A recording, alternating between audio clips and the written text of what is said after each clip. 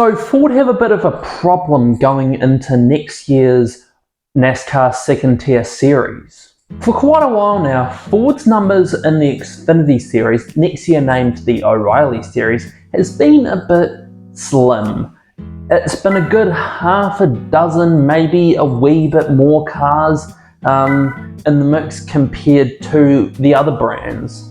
And in 2025, it was no different. They had, count them, 2 Haas factory team cars with Cole Custer and Sam Mayer, the 2 RSS racing cars with Ryan and Kyle Sieg, and also the AM Racing number 25 car with Harrison Burton.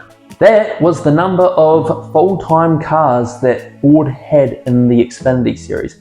Yes, they had a few one-off cars here and there, but 5 was it.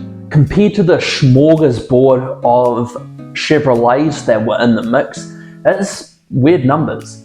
I mean, Toyota had roughly about the same amount of numbers, but they also had Joe Gibbs Racing to fall back on. So they got more wins than Ford did. Ford only got, from what I can remember, 1 win, and that was at Iowa with Sam Mayer. And it's not like the numbers game is going to be any better next season as they head into the O'Reilly's era. Haas factory team has come into a technical alliance with Hendrick Motorsports, which means they are also going to be a Chevrolet brand. Also, Hendrick Motorsports are going to be in the O'Reilly series themselves. Yes, Colleague Racing is pulling out of the series, but you're seeing more Chevrolet teams come in. You're seeing 4 teams swap to the other camp, and so far there's been no one to replace them. Like and subscribe and I'll put my cat into the second AM Racing car.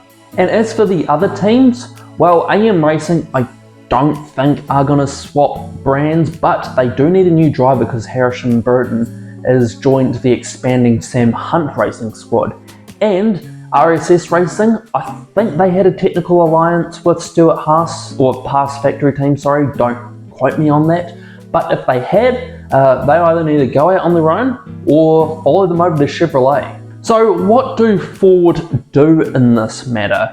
Well, they could do 2 options. They could either A, throw more money at the existing teams, or B, try and find a new main team.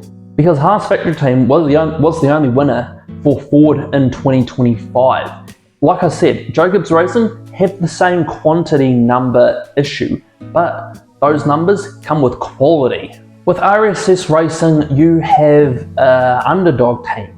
You've got Ryan Sieg, who is one of the most experienced drivers on the grid, but has become so close to a win, literally by about that much. And Kyle Sieg, he's been improving every so often, but I think that 28 car is slightly a bit worse than the 39 car, judging by the fact that when Kyle did jump into the 39 car, he actually was contending for a top 10. And like I said, you've got the AM Racing number 25, who just needs stability. They've had so much instability in the last 3 or 4 seasons for that squad. They just need a solid, consistent driver that will get them close or in the playoffs. Sort of like what Harrison Burton did this year, except actually stay for a second year.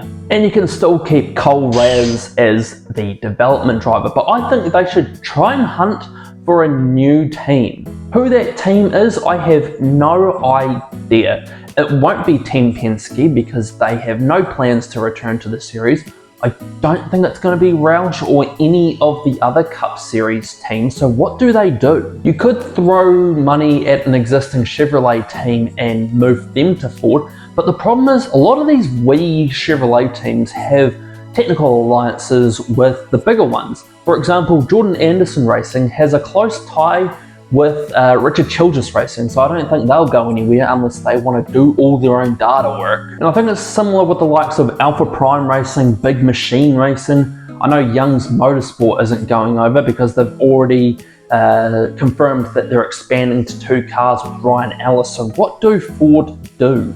Just thought I'd do a quick video explaining what is going on with Ford at the moment in the O'Reilly series, because their Cup numbers are very good. In fact, I think they've got the most, don't quote me on that. Their truck numbers, yes, they're a bit on the slim side, but there are 4 manufacturers, so yeah, and the cars that they do have are very competitive. As for the O'Reilly series, I have no idea. I'm kind of worried that Ford might actually go winless in 2026. But what do you think about Ford in the O'Reilly series? Leave a comment in the comments. And while you're down there, give it a like and a subscribe, and check out this video now that I know how to do that on YouTube. And see you in the next video, whenever that is.